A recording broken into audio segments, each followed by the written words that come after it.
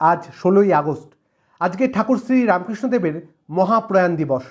1886 সালের এই আজকের দিনেই ঠাকুর তাঁর পার্থিব শরীর ত্যাগ করেছিলেন এবং এর ঠিক কয়েক মাস আগে মানে ওই বছরের অর্থাৎ 1886 সালেই মার্চ মাসের 14 তারিখ রবিবার ঠাকুর তখন কাশীপুরে রয়েছেন। ঠাকুরের শারীরিক অবস্থা একদম ভালো নেই, প্রচণ্ড শারীরিক কষ্টে ভুগছেন ঠাকুর। সেই দিনটি ছিল পূর্ণিমা, বাইরে চাঁদের আলো ঝলমল করছে, কিন্তু ভক্তদের মনের মধ্যে আনন্দের লেশমাত্র নেই। আর থাকবেই বা কী করে, ঠাকুরের এরকম একটা অবস্থা। আর তার ঠিক কয়েকদিন আগেই ওই কাশীপুরের বাগানে ঠাকুরের জন্মোৎসব পালন করা হয়েছে, পুজো দেওয়া হয়েছিল। তো তার ঠিক কয়েকদিন পরেরই ঘটনা এটি।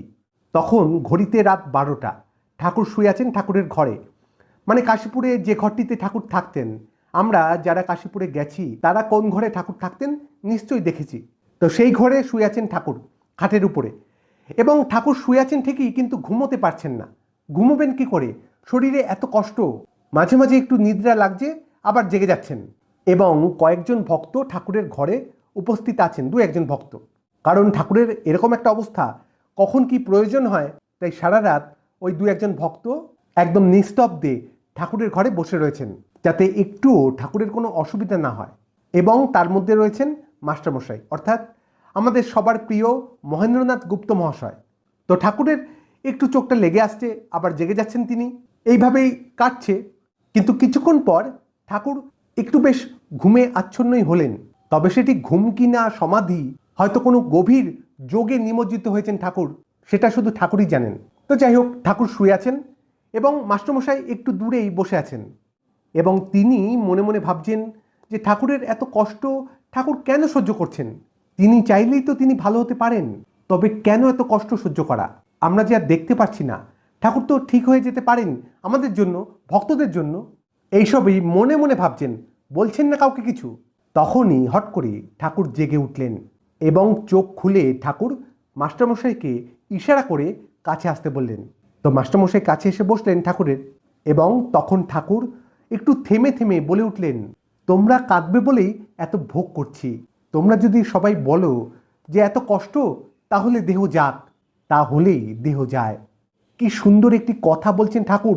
আর সেই অবস্থায় দাঁড়িয়ে এত কষ্ট শরীরে, তার মধ্যেও ভক্তের মনে যে কষ্ট জেগেছে তার নিরাময় করছেন ঠাকুর ওই অবস্থাতেও। বলছেন এত কষ্ট কেন ভোগ করছি, কারণ তোমরা কাঁদবে বলে। ভক্তরা তো ঠাকুরকে ছেড়ে দিতে চান না, সবসময় ভক্তরা চাইবেন ঠাকুর আরও থাকুক, আরও থাকুক। পিতৃহারা হতে কে চায়? কিন্তু ঠাকুরকে তো যেতেই হবে, একদিন এই শরীর ছাড়তে হবেই। এবং এইটি ঠাকুর ঠিক সময় বলে মনে করেছেন, তাই জন্য এত কষ্ট ভোগ করা, যাতে ভক্তরা একসময় বলে ওঠে যে ঠাকুরের এত কষ্ট আমরা দেখতে পাচ্ছি না, ঠিক আছে, এর থেকে ভালো যদি এই শরীর চলে গিয়ে ঠাকুরের কষ্ট দূর হয়, তাহলে তাই হোক।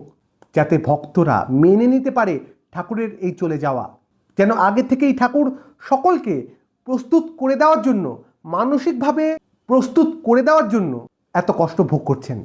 কারণ যদি ঠাকুর হট করেই চলে যান, তাহলে তো সব ছিন্ন ভিন্ন হয়ে যাবেন, সবাই দিশেহারা হয়ে যাবে। ঠাকুর নেই মানে কিচ্ছু নেই, ভেঙে পড়বেন সবাই। তখন যে আন্দোলন ঠাকুর শুরু করে দিয়ে গেছিলেন, সেই আন্দোলন ক্ষতিগ্রস্ত হবে, কেউ আর কাজে মন দিতে পারবে না। তাই আগে থেকেই ঠাকুর সকলকে প্রস্তুত করে দিচ্ছেন মানসিক স্তর থেকে, যাতে ঠাকুরের চলে যাওয়াটা সবাই স্বাভাবিকভাবেই নেয়, যাতে কেউ হট করে দিশেহারা না হয়ে যান। এই জন্যই এত ভোগ, এত কিছু। আজকের দিনে ঠাকুরের রাতুল চরণে ভক্তিপূর্ণ প্রণাম জানাই। আজ এই পর্যন্তই, আবার দেখা হবে অন্য কোনো আলোচনায়। ভালো থাকবেন, সুস্থ থাকবেন। জয় ঠাকুর।